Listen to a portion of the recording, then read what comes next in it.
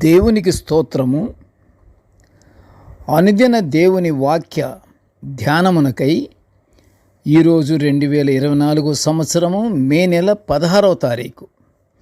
ఈరోజు మన ధ్యాన వాక్యము పరిశుద్ధ గ్రంథము నుండి యోహోను సువార్త 8వ అధ్యాయము 12వ వచనాన్ని మనం ధ్యానించుకుందాము. ధ్యాన వాక్యము: నేను లోకమునకు వెలుగును, నన్ను వెంబడించువాడు చీకటిలో నడువక జీవపు వెలుగు కలిగియుండును అని వారితో చెప్పాను. ప్రియ దేవుని బిడ్డలారా, నేటి ధ్యాన వాక్యము ఎవరితో అన్నారు? ప్రభువారు, యేసుక్రీస్తు ప్రభువారు ఆయన శిష్యులతో అంటున్నాడు, నేను లోకమునకు వెలుగును, నన్ను వెంబడించువాడు చీకటిలో నడవక జీవపు వెలుగు కలిగి ఉండునని వారితో చెప్పాను. ప్రభువారు ఆ శిష్యులకి చెప్తున్నాడు. ప్రియ దేవుని బిడ్డలారా, ఈరోజు ధ్యాన వాక్యము: మనుషుల జీవితాలలో దేవుడు చీకటిని వెలుగుగా చేసి ఆయన వెలుగుగా ఉన్నాడన్న గొప్ప లేఖనాన్ని మనము ధ్యానించుకుంటున్నాము. మన చీకటి జీవితాలను వెలిగించడానికే దేవుడు వెలుగుగా మనలో నివసిస్తున్నాడు. ఆయన వెలుగుగా మనలో నివసించుచున్నందువలన మన హృదయాంతరంగములను ప్రభువు పరిశీలిస్తున్నాడు. ఎందుకు? ఆయన మనలో వెలుగు రూపంలో ఉన్నారు. ప్రభువారు ఉన్నాడు వెలుగు. అది ప్రతి ఒక్కరూ మనం గమనించాలి. మనం ఎటు వెళ్ళినా, ఏం చేసినా, ఎక్కడున్నా ప్రభువారు మనలో ఉన్నారు. అందుకని మనం ఏమి చేసినా సరే ఆయన చూస్తూనే ఉన్నాడు. అందుకనే కదా మీక ప్రవక్త కూడా చెప్తున్నాడు, ఏది ఉత్తమమో అది నీకు తెలియజేయబడి ఉన్నది, టేక్ కేర్. మంచిదా చెడు అనేది నీకు చెప్పబడింది, యు ఆర్ నోటీస్డ్. నీకు ఏది చేయాలనుకున్నావో అది చెయ్యి. బట్ ప్రభువారు చూస్తూనే ఉన్నారు, మనలో నివసిస్తున్నారు. ప్రభువారు వెలుగులో వచ్చినందువల్ల ఆ చీకటి తొలగిపోయింది. అలాంటప్పుడు మనము దేవునికి విరోధముగా ఏమీ చేయలేము, ఏమీ దాచలేము కూడా. ప్రభు వెలుగు ఆయన పవిత్ర రక్తము వలన మనలను పవిత్రులుగా చేసి మన జీవితంలోని ప్రతి మరకను ఆ అమూల్యమైన రక్తము శుద్ధి చేస్తుంది. అంతేకాదు ప్రియ దేవుని బిడ్డలారా, ప్రభు మన పాపాల పరిష్కార నిమిత్తం సిలువపై మరణించాడన్న పవిత్ర త్యాగాన్ని మనం విశ్వసించాలి. అందును బట్టి మనం కృతజ్ఞతాస్తుతులు కూడా చెల్లించాలి. అప్పుడు నువ్వు దేవుని బిడ్డవి, నేను దేవుని బిడ్డను. అవి చెల్లించాలి, కృతజ్ఞతాస్తుతులు మా కొరకు. అయ్యా, ఇంత సిలువ మీద చేసినటువంటి త్యాగము అది చాలా గొప్పదయ్యా. మేము పాపులము తండ్రి, దాన్ని బట్టైనా మా పాపపు స్థితిని మేము పోగొట్టుకుంటామని మనం దేవుని దగ్గర మొరపెట్టుకుంటూ ఆయన చేసిన త్యాగానికి కృతజ్ఞత తెలపాలి. మనము మన పాపాలను ఒప్పుకొని నిత్య ప్రార్థనలతో దేవుని స్తుతిస్తుంటే ప్రభు కృప కనికరాలను మనము తప్పకుండా పొందుకుంటాము. ప్రియ దేవుని బిడ్డలారా, మనము ఎంత గొప్ప దేవుని కలిగి ఉన్నాము. గొప్పవాడు మన దేవుడు. మనకంతటి గొప్ప త్యాగమూర్తి ఉన్నాడు.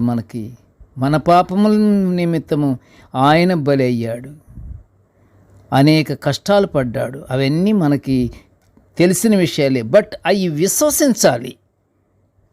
వినటము, చేయటము మన పని మనము చేసుకోవటం కాదు. మన కొరకు ఇంత చేశాడు కనుక మనం ఒక్క మాట పడలేమా?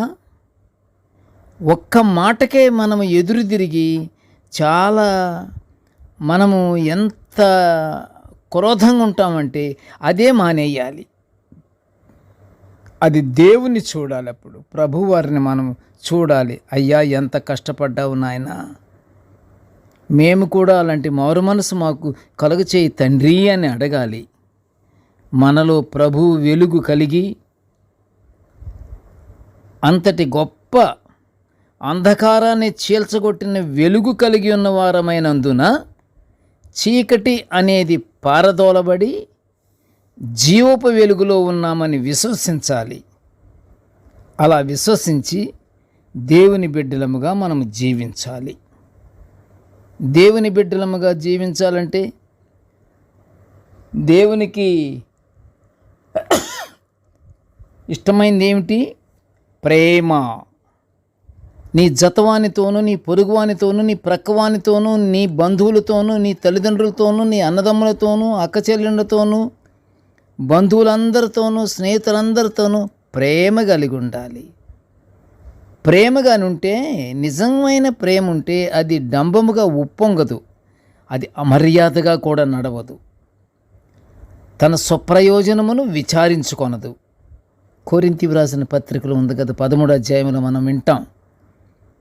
అందుకనే దేవుడు ఇవన్నీ చెప్పకుండా ప్రేమ కలిగి ఉండండి అన్నాడు. ప్రేమ ఉన్నదంటే ఇవన్నీ ఎంక్లోజర్స్ ఉంటాయి, తప్పకుండా ఉంటాయి. ప్రేమకి 15 గుణాలు ఉన్నాయి. నిజమైన ప్రేమ ఉంటే తాత్కాలికమైన ప్రేమ ఉండకూడదు. మనము ఆ చీకటి అనేది ఆ వెలుగు వల్ల పారదోలబడి జీవపు వెలుగులో ఉన్నామని విశ్వసించాలి. దేవుని బిడ్డలముగా జీవించాలి. ప్రేమ, వినయము, క్షమాగుణము ఈ 3 కలిగి ఉంటే చాలు. ఏవేవో ఏవేవో ఏవేవో ఏవేవో గ్రంథాలు గ్రంథాలు గ్రంథాలు గ్రంథాలు గ్రంథాలు తిప్పనక్కర్లా. ప్రతి మానవుడు ఈ 3 ఉంచుకుంటే చాలు. ప్రేమ, వినయము, క్షమాగుణము చాలండి. ఈ 3 ఉంటే మొత్తం అన్నిట్లోనూ దేవునికి ఇష్టమైన బిడ్డగానే జీవిస్తాడు. ఈ 3 ఉండాలి. వెలుగుకరమైన జీవితాన్ని గడపాలి. శోధనలకు తావివ్వకూడదు. శోధన అనేది ఏర్పాటు చేయకూడదు. శోధనని రానివ్వకూడదు. ప్రేమ ఉంటే శోధనని రానివ్వం, శోధన ఏర్పాటు చెయ్యం. ఎంతటి శోధనలనైనా ప్రార్థన ద్వారా జయించగలము. ప్రార్థన చేయాలంటే ఖచ్చితంగా నీ మనసులో ప్రేమ ఉండాలి. ప్రేమ ఉంటేనే ఆ ప్రార్థన దేవుని దగ్గరికి చేరుతుంది అనేది విశ్వసించాలి. ప్రేమైన బిడ్డలారా, ప్రేమ ఉంటే చాలు. నువ్వు ఏమి చేయకపోయినా సరే దేవునికి ఇష్టమైంది ప్రేమే కదా. దానికి ఒక తీరుబడి వ్యవహారము మూటముల్లె సర్దుకొని ఎక్కడికో అతను చెబుతున్నాడట, వినాలట, అక్కర్లా. నువ్వు ప్రేమ కలిగి ఉండు చాలు. అంతేకాదు, ప్రార్థన ద్వారా ప్రభువు మనల్ని బలహీనపరిచే ప్రతి పాపాన్ని మనల నుండి తొలగించి పరిశుద్ధునిగా చేస్తాడు. తప్పకుండా పాటిద్దాము. ప్రేమ, వినయము, క్షమాగుణము ఈ 3 కానీ మనకి కలిగి ఉంటే ఆయన ఆ వెలుగుతో మనలో ఉన్నాడు గనుక జీవపు వెలుగు కలిగి మనం ఉంటాము. ప్రార్థన చేసుకుందాము. కృపగల తండ్రి, జీవముగల నాయన, నీ పాదములు స్తోత్రములు తండ్రి. నీ దివ్యమైన వాక్యాలను తండ్రి మేము నిత్యము నిజంగానయ్యా ఇలా ధ్యానించుకునే భాగ్యాన్ని మాకు అనుగ్రహించి ఇచ్చినందుకు నీ ఘనమైన స్తోత్రములు తండ్రి. ప్రభా, నీ పాదములు స్తోత్రములు నాయన. నేటి ధ్యాన వాక్యమును వినుచున్న ప్రతి బిడ్డను ఆశీర్వదించయ్యా. నీకు స్తోత్రములు తండ్రి. కృపగల నాయన, మేము ఎల్లప్పుడూ తండ్రి మేము ప్రేమ కలిగిన వారమై ఉండులాగన మమ్మల్ని ఆశీర్వదించు తండ్రి. ప్రేమ కలిగినటువంటి హృదయంలోకి ప్రవేశించే తండ్రి, మాకు ప్రేమను అనుగ్రహించు నాయన. ప్రేమతో మేము ఉండులాగన మమ్మల్ని ఆశీర్వదించి ఆ ప్రేమ కలిగినటువంటి హృదయంలోకి తండ్రి నీవు ఉండమని నిన్ను ఆహ్వానిస్తున్నాం ప్రభా. మేము హృదయశుద్ధి గల వారమై ఉండులాగా మమ్మలను తయారు చేయి తండ్రి. నీకు స్తోత్రములు తండ్రి. మేము 100% తండ్రి నీ బిడ్డలమయ్యా. మమ్మలను కాపాడు తండ్రి. అపవాది శోధనలకు మేము పడకుండా నీ జీవపు వెలుగును మా చుట్టూ కమ్మి నీ వెలుగులో మేము జీవించే భాగ్యాన్ని మాకు అనుగ్రహించమని ఈ మనవులన్నీ యేసయ్య పుణ్యనామమున వినయముగా వేడుకొనుచుంటున్నాము తండ్రి. ఆమేన్. దేవుడు మనల్నందరినీ బహుగా దీవించుగాక. ఆమేన్.